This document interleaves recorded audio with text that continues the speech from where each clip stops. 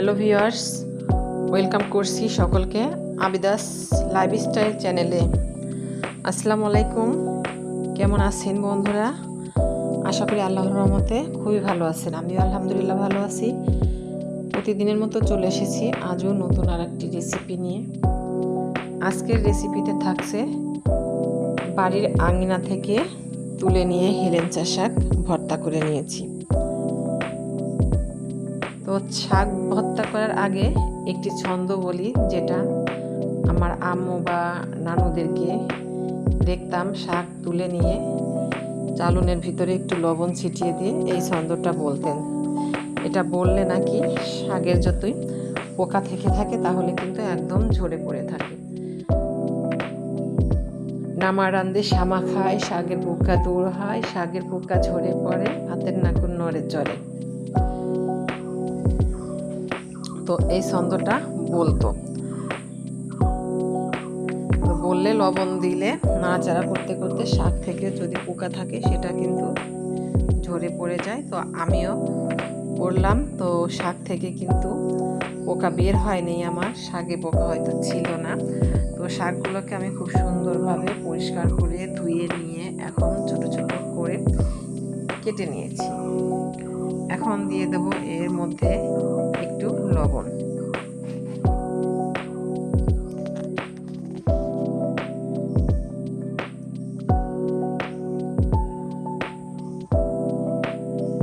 হেলেঞ্চা শাক ভর্তা করলে এতটা যে মজার লাগে কি বলবো বন্ধুরা।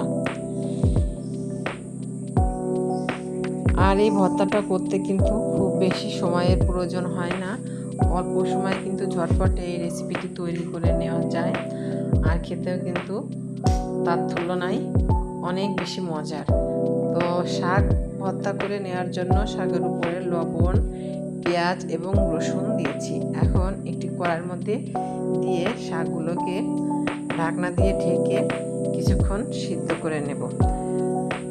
তো শাকগুলো সিদ্ধ করে নিয়ে এখন একটি ফ্রাই প্যানের মধ্যে আমি দিয়ে দিয়েছি তেল। তেলটা একটু গরম হয়ে এলেই দিয়ে দেব কয়েকটা শুকনো মরিচ।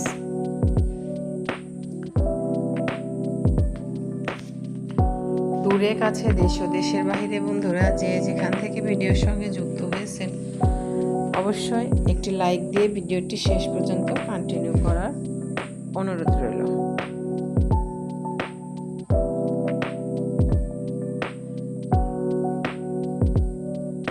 মরিচগুলো খুব সুন্দরভাবে মুচমুচ করে ভেজে নিতে হবে। মরিচটা একটু ভেজে নিয়ে আমি দিয়ে দিয়েছি রসুন। এখানে আমি দুটো রসুন খোসা ছাড়িয়ে নিয়েছি। এখন রসুনগুলোকে ভেজে নেব।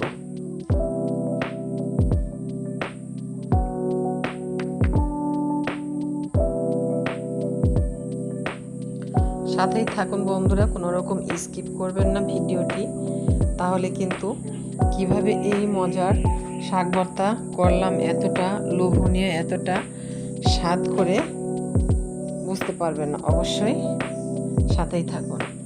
এই তো ভেজে তুলে নিয়েছি রসুন এবং মরিচ। এখন এই তেলের মধ্যে দিয়ে দিচ্ছি আমি কিছুটা পেঁয়াজ কুচো। পেঁয়াজ কুচোটা দিয়ে খুব সুন্দরভাবে হালকা ব্রাউন কালার করে পেঁয়াজ কুচোটাকেও ভেজে নেব।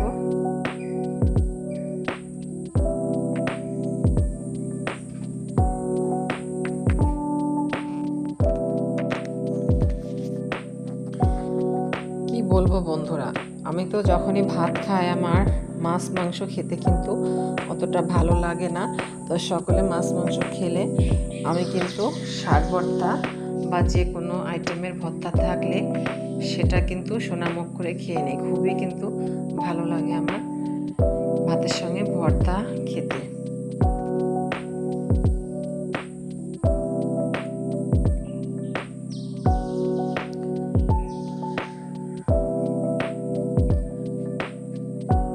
বন্ধুরা, আপনারা যারা ভর্তা পছন্দ করেন না তারা আমার এই রেসিপিটি ফলো করে এই হেলেঞ্চা শাক বা ছেঁচি শাক তুলে এনে এভাবে ভর্তা করে খেয়ে দেখবেন, আপনার মুখে কিন্তু স্বাদ লেগে থাকবে।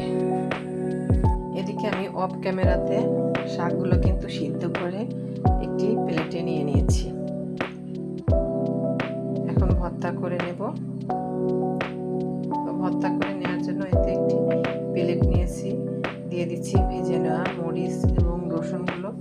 এখন সামান্য একটু লবণ দিয়ে প্রথমে মরিচগুলোকে ভর্তা করে নেব।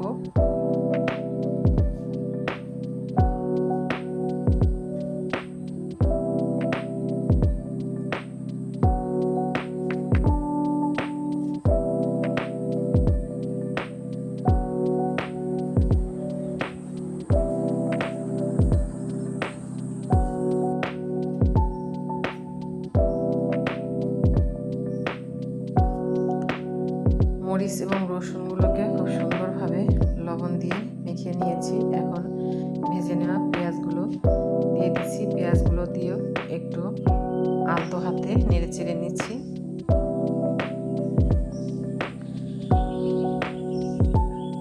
এখন দিয়ে দিচ্ছি সিদ্ধ করে নেওয়া শাকগুলো। আমি এখানে শুধু ভাজা পেঁয়াজ ব্যবহার করছি ভর্তার ভিতরে। আপনারা চাইলে কিন্তু এখানে কিছুটা কাঁচা পেঁয়াজও দিতে পারেন, তাতেও কিন্তু খুব ভালো একটা টেস্ট আসবে। আমি কাঁচা পেঁয়াজটা দিইনি। তো এখন খুব সুন্দরভাবে ভর্তা করে নিচ্ছি।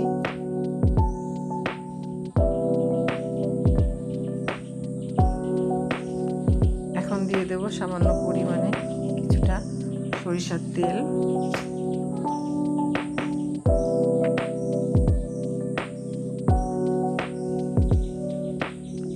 তো বন্ধুরা, এতক্ষণ কে কে ছিলেন ভিডিওর সঙ্গে জানি না। হয়তো অনেকে ছিলেন, আবার হয়তো অনেকেই ভিডিও থেকে বের হয়ে গিয়েছেন। তো যারা ধৈর্য সহকারে এত সময় ভিডিওর সঙ্গে ছিলেন তাদেরকে বলছি, ভিডিওটা যদি ভালো লেগে থাকে অবশ্যই সুন্দর একটা কমেন্ট করে জানাবেন। আর আজকের মতো নিচ্ছি বিদায়। দেখা হবে নেক্সট ভিডিওতে নতুন কোনো রেসিপি নিয়ে। সে পর্যন্ত সকলে ভালো থাকবেন, সুস্থ থাকবেন। আল্লাহ হাফেজ।